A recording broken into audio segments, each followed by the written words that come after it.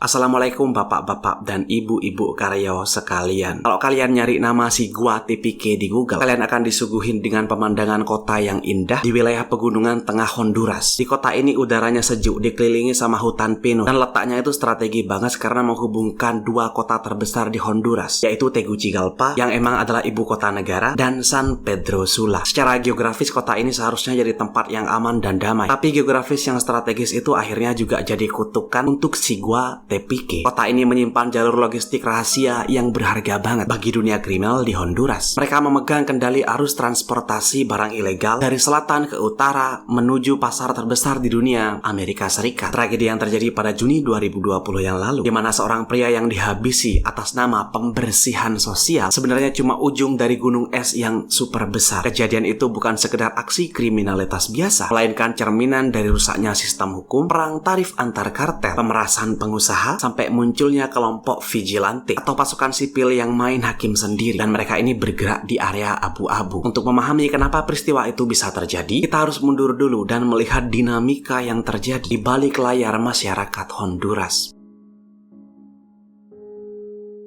Dalam narasi yang berkembang di wilayah Comayagua tahun 2020, terungkap kalau target utama dari jaringan kriminal di kota itu adalah para pengusaha lokal. Mulai dari pemilik toko grosir, pengusaha transportasi, pemilik kafe besar, sampai kontraktor lokal. Kenapa kok nargetin mereka? Jawabannya ada satu kata yang ditakutin di Amerika Tengah, yaitu Impuesto de Guerra, artinya pajak perang. Di Honduras, pajak perang itu adalah istilah halus untuk aksi pemerasan skala masif yang dilakuin oleh organisasi kriminal atau geng jalanan kayak MS-13 dan Barrio 18.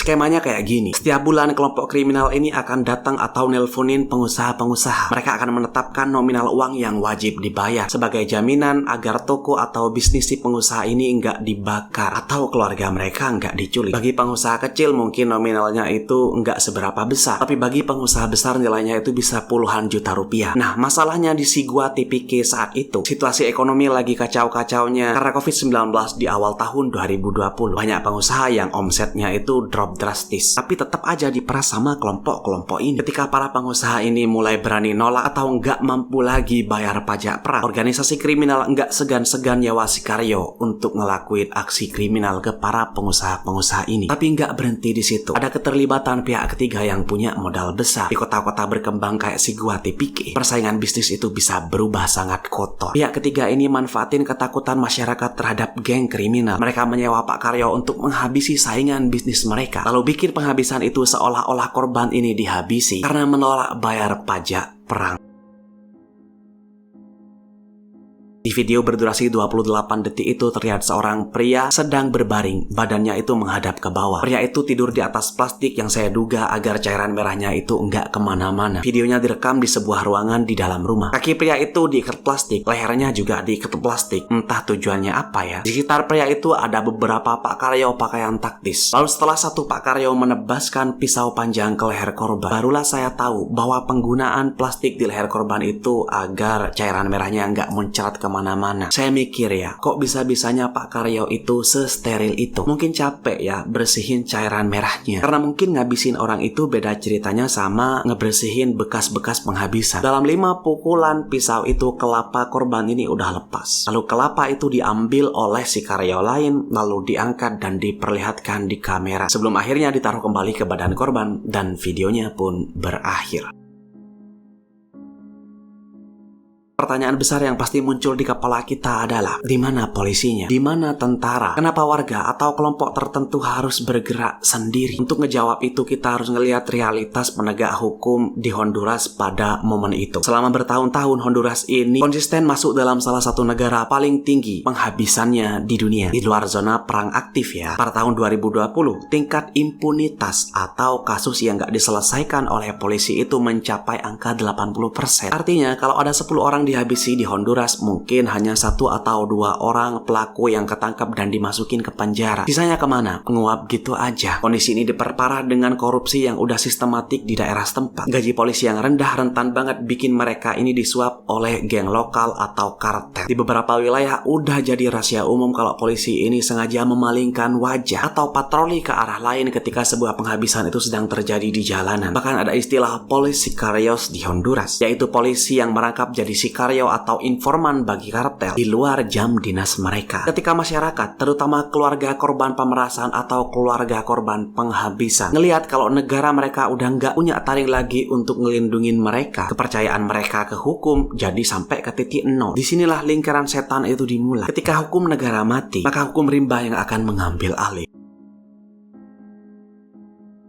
Pembersihan sosial sebenarnya bukan hal baru di Amerika Tengah. Gerakan ini punya akar sejarah yang panjang, merujuk ke masa-masa perang sipil di tahun 80-an, di mana pasukan sayap kanan sering beroperasi untuk melenyapkan elemen-elemen yang dianggap merusak sistem stabilitas. Di era modern tahun 2020 di Siguatepeque, kelompok yang ngelakuin pembersihan sosial ini biasanya punya strategi yang rapi dan logistik yang bagus. Mereka bukan cuma sekelompok warga yang marah dan bawa parang ke jalan, mereka bergerak kayak operasi militer. Ada beberapa teori tentang siapa aja kelompok yang bersembunyi di balik topeng pembersih lokal ini. Pertama, kelompok vigilante yang didanai korban pemerasan. Jadi kelompok ini dibentuk, dipersenjatai, dan didanai secara patungan oleh pengusaha lokal yang udah capek diperas dan dihabisi. Karena polisi udah nggak bisa diandalkan, maka para pengusaha ini menyewa mantan polisi atau mantan tentara elit untuk ngelakuin perburuan kepada anggota geng yang sering memeras mereka. Yang kedua adalah operasi pembersihan internal oleh oknum aparat. Kadang ketika sebuah wilayah itu dianggap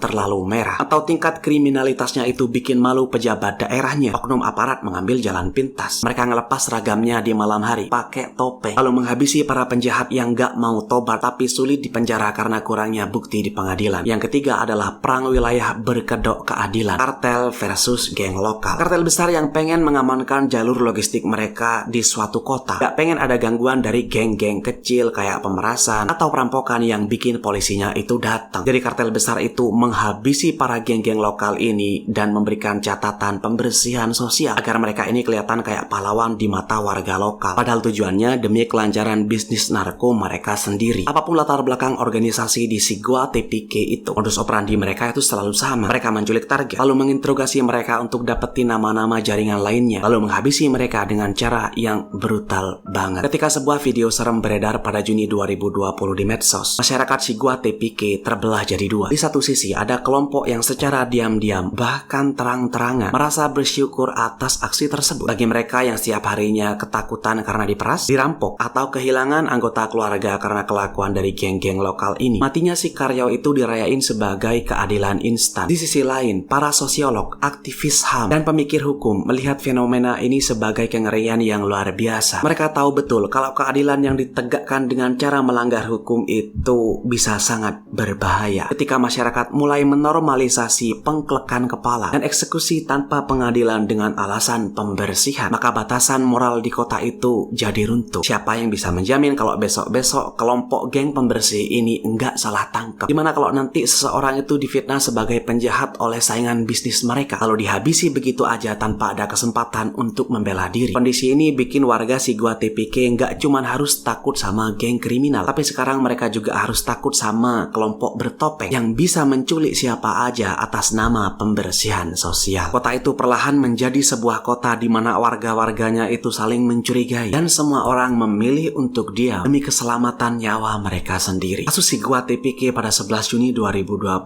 akhirnya juga menguap kayak kasus-kasus lain. Menguap di antara ribuan kasus kekerasan lainnya setiap tahunnya di Honduras. Baik, saya rasa cukup. Tetaplah aman dan makasih udah nonton sampai akhir.